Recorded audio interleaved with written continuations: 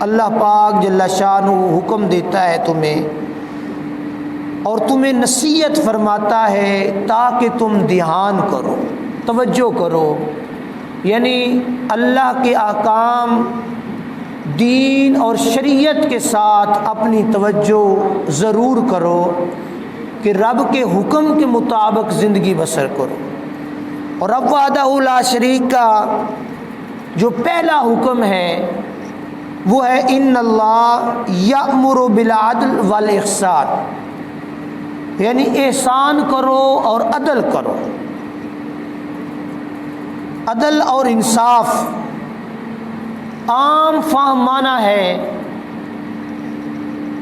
جس کا مطلب ہوتا ہے ہر حقدار کو اس کا حق دینا،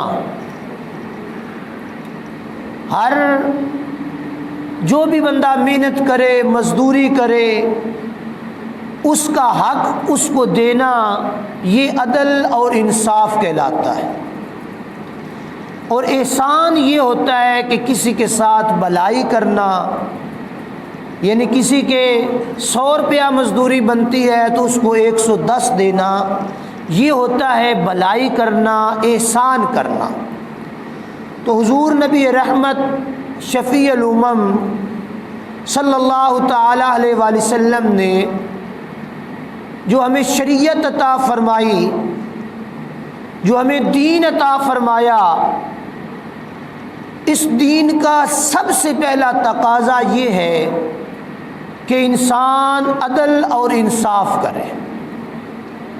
جب عدل و انصاف کا پیمانہ اور ترازو معاشرے کے اندر، ملک کے اندر، ریاست کے اندر مضبوط ہو جائے گا تو پھر باقی نظام بھی مضبوط اور پائیدار ہو جائے گا۔ بدبختی ہماری یہ ہوتی ہے کہ ہم لوگ اپنی ذات کے لیے انصاف کا اور عدل کا تقاضا کر لیتے ہیں کہ میرے ساتھ ہر بندہ انصاف کرے، لیکن دوسرے انسان کے ساتھ ہم لوگ خود ظلم کر لیتے ہیں، ہم لوگ خود زیادتی کر لیتے ہیں۔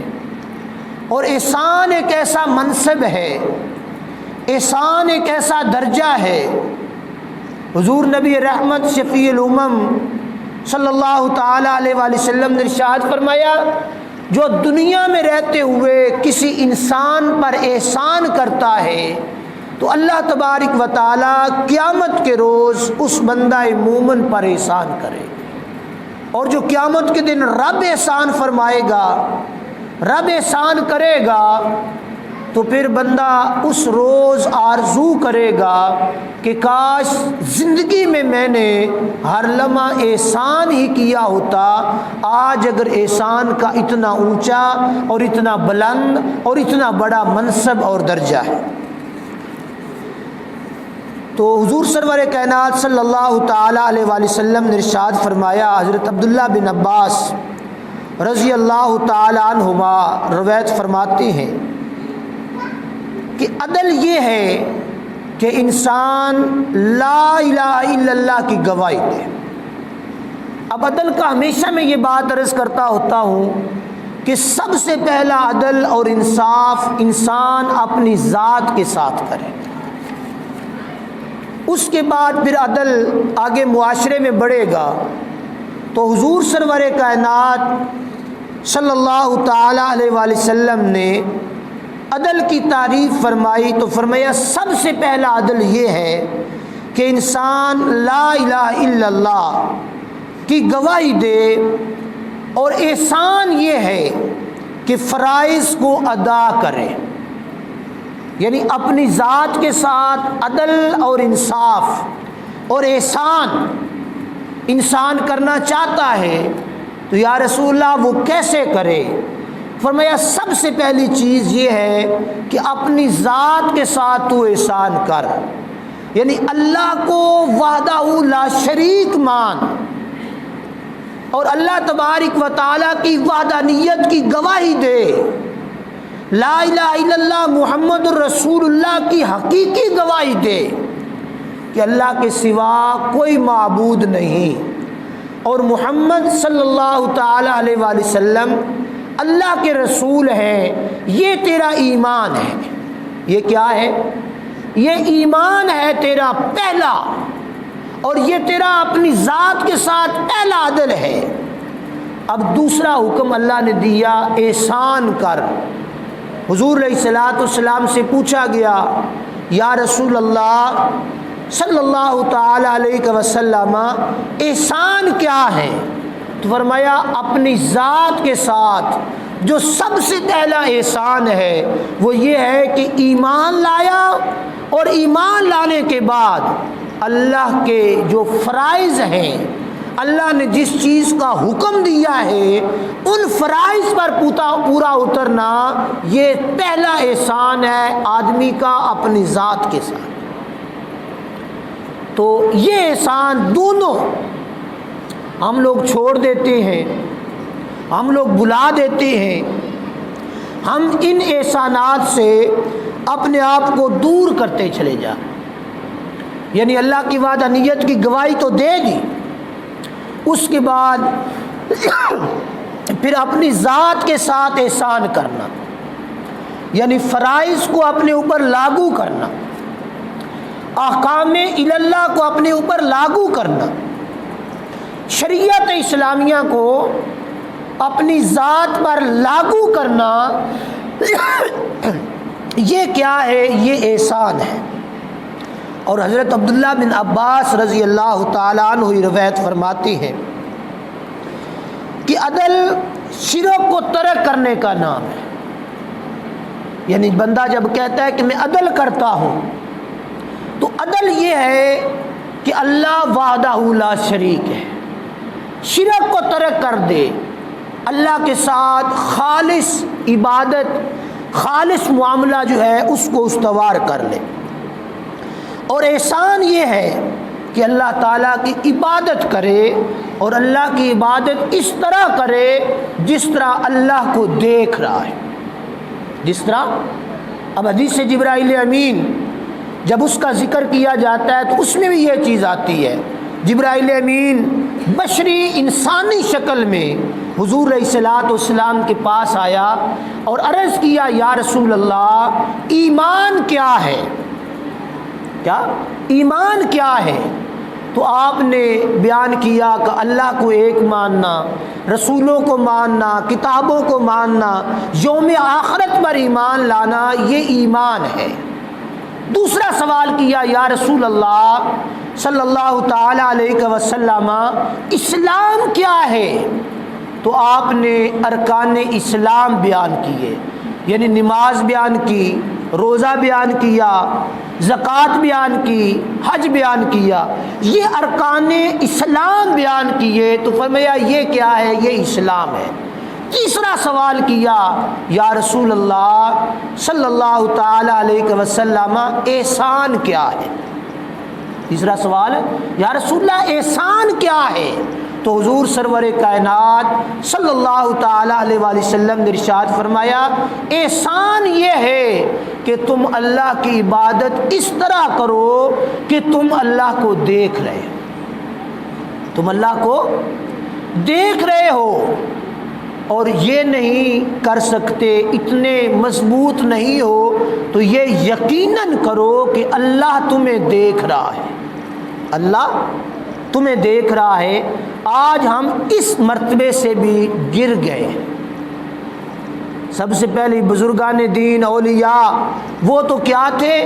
وہ تو اللہ کے جلووں کو دیکھتے تھے۔ حالت نماز کے اندر حضور داتا گنج بخش رجویری رحمۃ اللہ تعالی علیہ نے لاہور شریف میں بیٹھ کر خانہ کعبہ دکھا دیا تھا، اور پتہ نہیں کیا کیا وہ دیکھتے ہوں گے، چونکہ ولی تھے، نیک اور متقی اور پارسا تھے۔ اس طرح اور بھی بے شمار چیزیں ملتی ہیں۔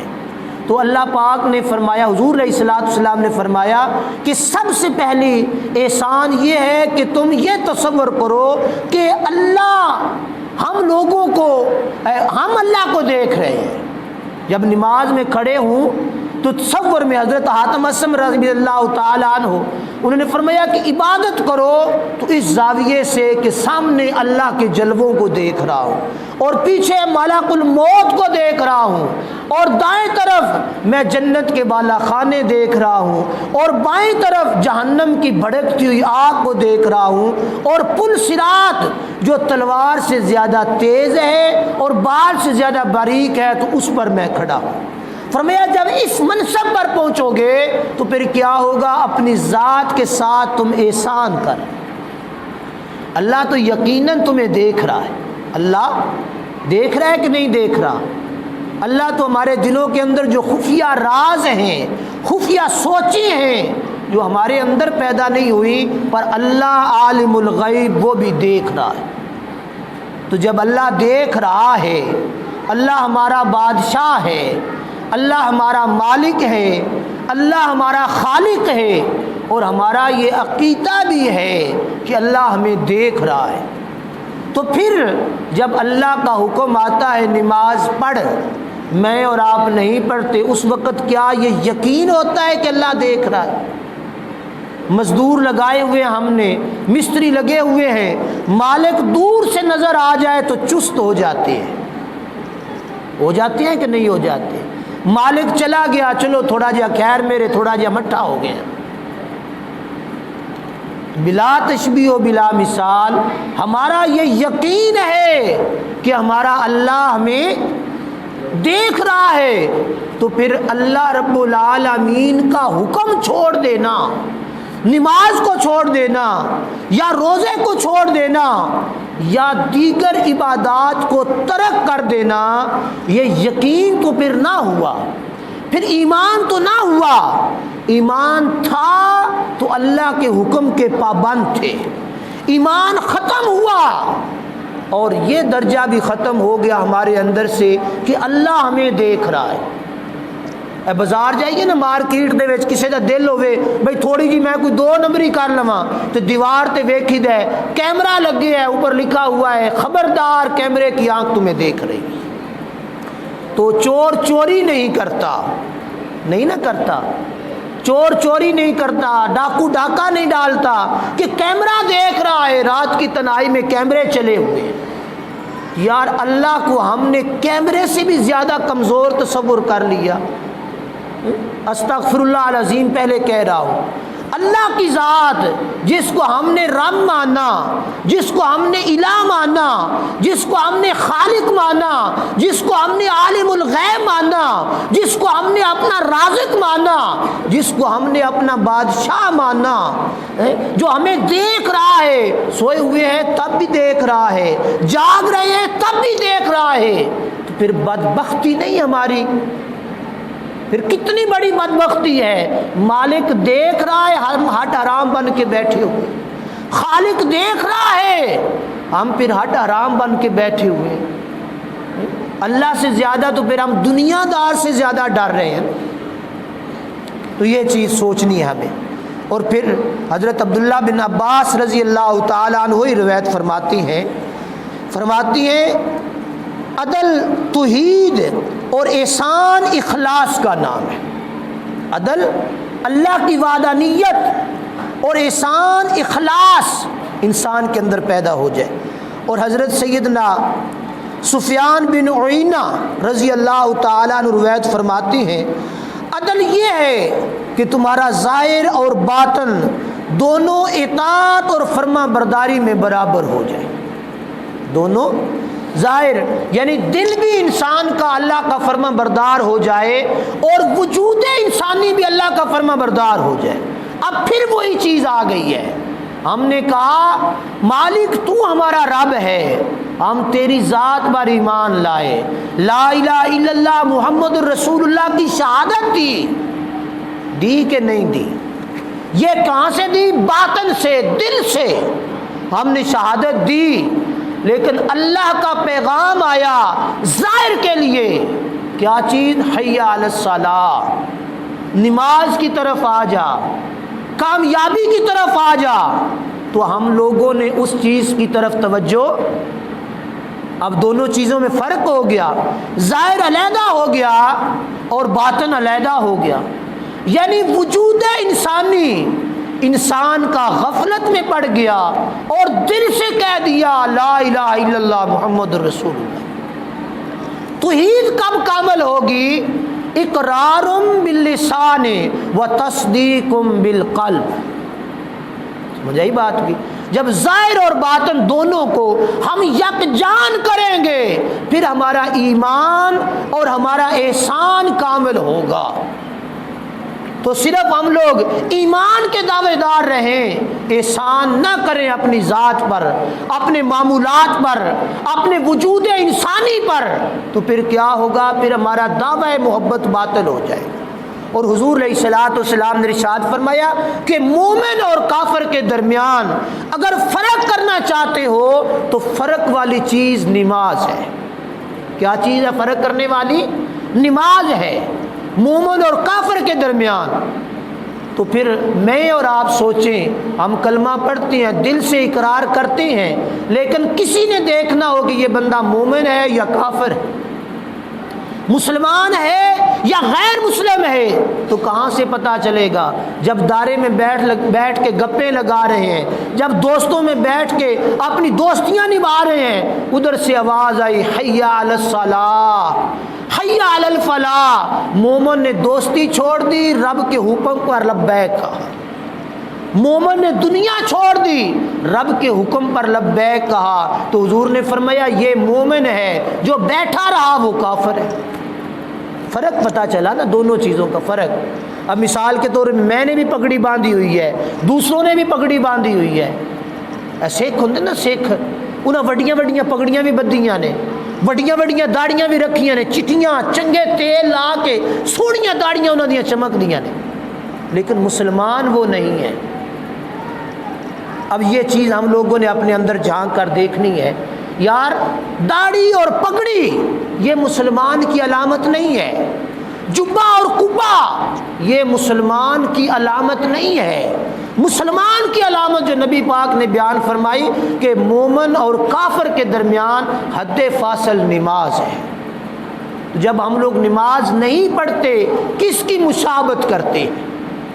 جب ہم لوگ نماز پڑھتے ہیں پھر تو ہم نے اپنے نبی کی مشابہت کی، نبی کے صحابہ کی مشابہت کی، پگڑی باندھی، ہم نے داڑھی رکھی، نبی علیہ الصلوۃ والسلام کی سنت کی مشابہت کی۔ اور جب ہم لوگ نماز نہیں پڑھتے، اللہ کا حکم آ گیا تو پھر ہم نے کس کی مشابہت کی؟ یہ اپنے دل کے اندر جھانک کر دیکھیں نا۔ جب رب کا حکم چھوڑتے ہیں، نبی پاک فرما رہے ہیں کہ من فرق بین المسلم والمسلم، مومن اور کافر کے درمیان جو حد فاصل ہے وہ نماز ہے۔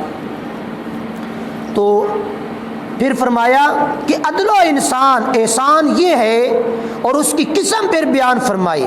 فرماتے ہیں امام احمد قرطبی رحمۃ اللہ تعالی علیہ، ابن عربی رحمۃ اللہ تعالی علیہ کے حوالے سے نقل کرتے ہیں، عدل کی ایک قسم وہ ہے جس کا تعلق بندے اور اس کے رب کے درمیان ہے۔ عدل و انصاف تعلق اللہ اور رب کے درمیان ہے۔ اس کی مثال یہ ہے کہ بندہ اپنے نفس کے مطابق عمل نہ کرے بلکہ اپنے رب کے حکم کے تابع ہو جائے، نفسی خواہشات کو چھوڑ دے، اللہ کے حکم کا تابع دار بن جائے۔ اور جس کا تعلق بندے اور رب کے درمیان ہے پھر کیا ہوگا؟ پھر بندہ اپنے نفس کے مطالبے پر نفس کی بات نہیں مانے گا، رب کے حکم پر اپنی جبین نیاز جھکائے گا۔ یہ کیا ہے؟ تعلق اللہ اور بندے کے درمیان۔ اور دوسری چیز پھر بیان فرمائی، دوسری قسم فرمایا کہ انسان کی خواہشات اور انسان کے گناہ پر اس کا تعلق ہے، وہ پھر اپنی خواہشات کو ترک کر کے، اپنے گناہوں کو ترک کر کے رب کی محبت کو اپنے دل میں اختیار کرتا ہے۔ اور تیسری قسم پھر بیان فرمایا جس کا تعلق بندے اور اس کے نفس کے درمیان ہے۔ اس کی مثال یہ ہے کہ بندہ اپنے نفس کو ان چیزوں سے روک لیتا ہے۔ بندہ کیا کرتا ہے؟ اپنے نفس کو ان چیزوں سے روک لیتا ہے جس سے وہ ہلاک ہوتا ہے، جس سے وہ برباد ہوتا ہے۔ ان نفسی خواہشات ہمیں بربادی کی طرف لے کے جاتی ہیں، نفس ہمارا ہمیں برائی کی طرف ابھارتا ہے۔ جب بندہ مومن ہو جاتا ہے، اللہ کے ساتھ اس کا تعلق بندگی جڑ جاتا ہے، تو پھر وہ نفس کی نہیں مانتا، پھر نفس اس کا ہزار ترلا کرتا ہے کہ یہ چیز بڑی خوبصورت ہے، کھا لے اس کو۔ وہ بندہ کہتا ہے نا، میرے رب کا حکم نہیں، میرے رب نے یہ چیز حرام کر دی، میں اس کی طرف نہیں جاؤں گا۔ تو یہ چیز ہے ہمارے اندر، آج ہم نے اس چیز کو چھوڑ دیا۔ احسان کا، عدل کا جو تقاضا تھا بامی، ہم نے ان سب تقاضوں کو ترک کر کے اپنی نفسی خواہشات کو اجاگر کر لیا، نفس کو بڑھا لیا، نفس کی محبت کو پروان چڑھا لیا۔ یہی وجہ ہے کہ آج ہمارے دلوں کے اندر نور نہیں ہے ایمان کا، اور آج ہمارے گھروں کے اندر برکتیں نہیں ہیں۔ آج بھی خدا کی عزت کی قسم، ہم سچے مومن بن جائیں، رب کے حکم کے تابع دار بن جائیں، تو رب فرماتا ہے میری رحمت آج بھی جوش مارتی ہے، میری رحمت آج بھی لپک لپک کر میں اپنے بندوں کے قریب آتی ہے۔ پر میں کیا کروں، کوئی بندہ میری رحمت کے لیے دروازہ ہی نہیں کھولتا، میری رحمت سے سوال ہی نہیں کرتا کہ کوئی آئے مجھ سے مانگے میں اس کو عطا کروں، رزق مانگنے والا آئے مجھ سے رزق مانگے میں اس کو رزق دوں، بخشش مانگنے والا آئے مجھ سے بخشش مانگے میں اس کو بخشش عطا کروں۔ اور دوسری چیز اللہ پاک نے بیان فرمائی وَإِيتَاءِ ذِي الْقُرْبَىٰ، عدل و انصاف۔ ایک تو انصاف ہے اپنی ذات کے ساتھ، دوسرا انصاف ہے معاشرے کے ساتھ، اور تیسری چیز یہ بیان ہو رہی ہے وَإِيتَاءِ ذِي الْقُرْبَىٰ، اور رشتہ داروں کے ساتھ اچھا سلوک کر۔ اب یہ چیز بڑی ضروری ہے، یعنی رشتہ داروں کے ساتھ صلہ رحمی کرنا، نیک سلوک کرنے کا اللہ پاک حکم دیتا ہے۔ اب رشتہ دار قریب کے ہوں یا بعید کے ہوں، دور کے ہوں، اللہ تعالیٰ کے دیے ہوئے رزق سے اپنی حاجت سے زائد جو ہے اس کو رشتہ داروں پر خرچ کرنا، رشتہ داروں کو دینا، رشتہ داروں کے ساتھ بھلائی کرنا، یہ کہتے ہیں صلہ رحمی۔ اس کو کیا کہتے ہیں؟ صلہ رحمی۔ اور حضور علیہ الصلوۃ والسلام نے فرمایا اگر تمہارے پاس پیسہ نہیں ہے، آج ہم لوگ کہتے ہیں بھئی پیسہ نہ ہوئے تو پھر رشتہ داری نہیں نبھتی، پر قربان جائے حضور علیہ الصلوۃ والسلام نے غریبی کے اندر بھی رشتہ داروں کے ساتھ صلح رحمی کو برقرار کر دیا۔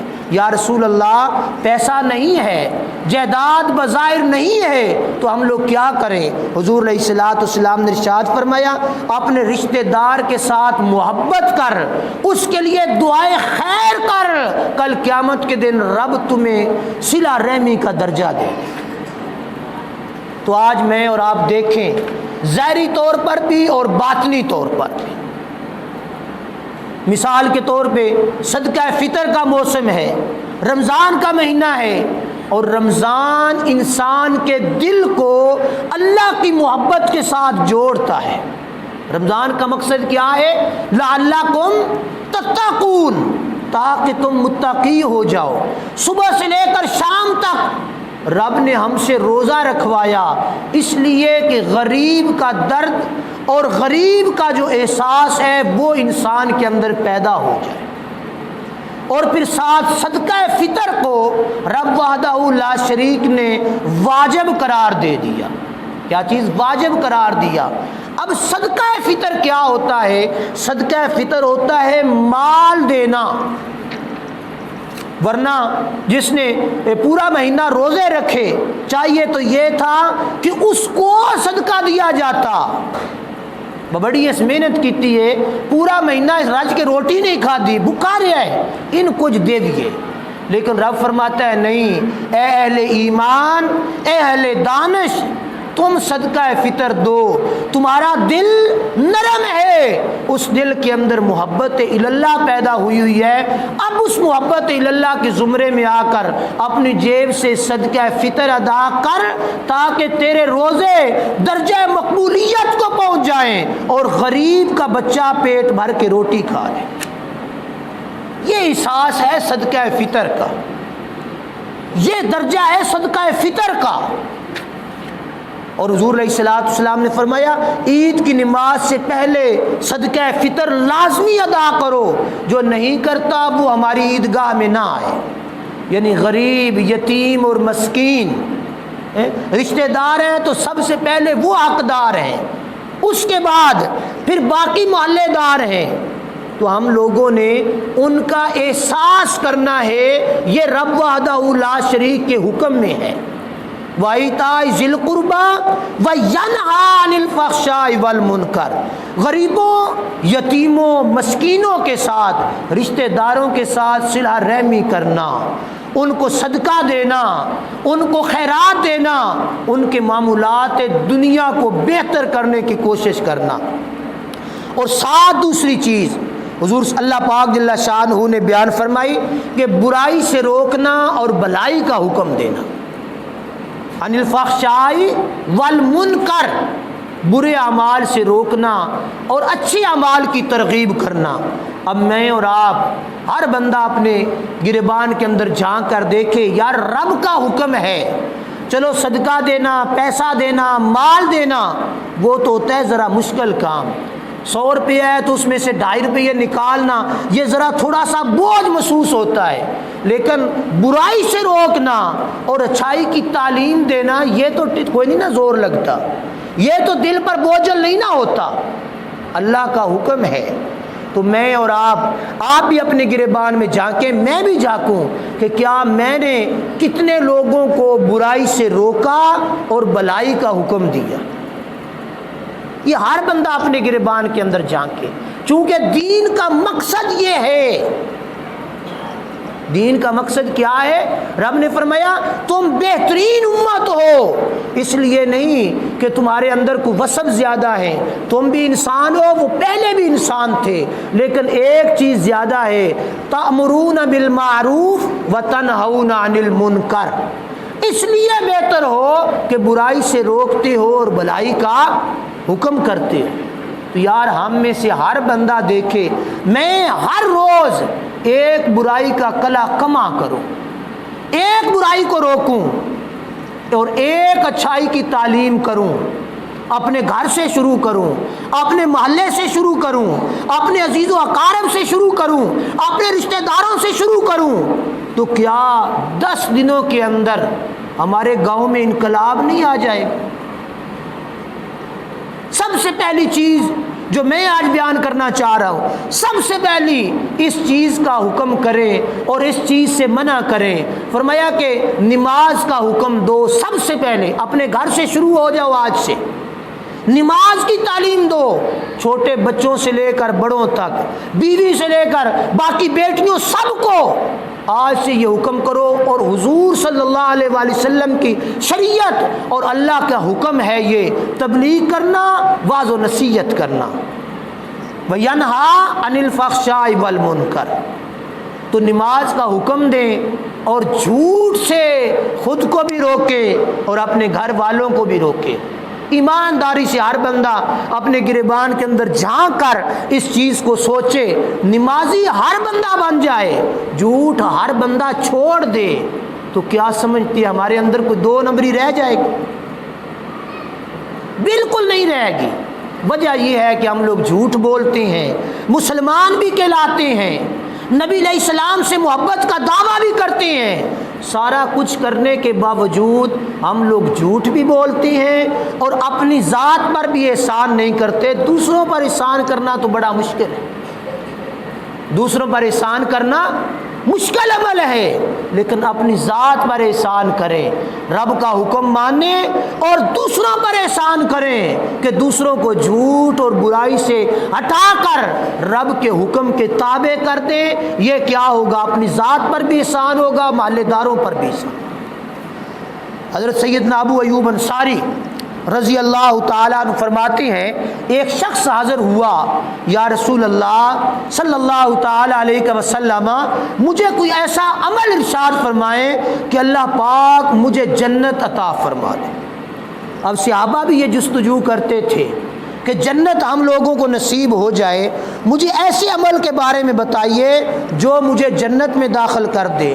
تو حضور پر نور شافی یوم النشور امام الانبیاء جناب محمد مصطفیٰ صلی اللہ تعالیٰ علیہ وآلہ وسلم نے ارشاد فرمایا، تم اللہ تبارک و تعالیٰ کی عبادت کرو، اس کے ساتھ کسی کو شریک نہ کرو، نماز قائم کرو اور زکوٰۃ ادا کرو اور رشتہ داروں کے ساتھ صلہ رحمی کرو۔ رشتہ داروں کے ساتھ، ہمسایوں کے ساتھ، محلے داروں کے ساتھ صلہ رحمی کرو۔ صلہ رحمی مال سے صرف نہیں، صلہ رحمی زبان سے بھی ہوتی ہے۔ زبان سے اس کے لیے دعا کرنا، دل سے اس کے لیے دعائے خیر کرنا، یہ کیا ہوگا؟ صلہ رحمی ہوگی۔ اب ہر بندہ یہی سوچتا ہے میرے کول تو پیسہ کوئی نہیں، میرے کول تو جائیداد کوئی نہیں، میرے اوپر تو صدقہ واجب نہیں ہے، میں صلہ رحمی کہاں سے کروں؟ تو اس کے لیے دعا کر دے۔ جو غریب ہے غریب کے لیے دعا کر دے، رشتہ دار ہے رشتہ دار کے لیے دعا کر دے، رب تجھے صلہ رحمی کرنے والوں میں شامل کر۔ تو آج میں اور آپ دیکھیں، ہم نے کبھی کسی رشتہ دار کے لیے دعا کی ہے؟ کبھی کسی بھائی نے اپنے بھائی کے لیے دعا کی ہو؟ کبھی کسی ہمسائے نے کسی ہمسائے کے لیے دعا کی ہو؟ رشتہ دار نے کسی رشتہ دار کے لیے دعا کی ہو؟ کوئی نہیں۔ ہمارے دلوں کے اندر عداوتیں، نفرتیں اور قدورتیں اتنی بڑھ چکی ہیں کہ بھائی بھائی کے لیے دعا کر کے راضی نہیں۔ تو اللہ تبارک و تعالی ہمیں صحیح معنوں میں اچھی زندگی بسر کرنے کی توفیق عطا فرمائے۔ اچھی زندگی تب ہے جب اللہ کے حکم کے مطابق آ جائے۔ اللہ کے حکم کو چھوڑ دیں گے پھر زندگی اچھی نہیں بنے گی۔ اللہ وحدہ لا شریک ہمیں عمل کی توفیق عطا فرمائے۔ آمین۔ وآخر دعوانا الحمدللہ رب العالمین۔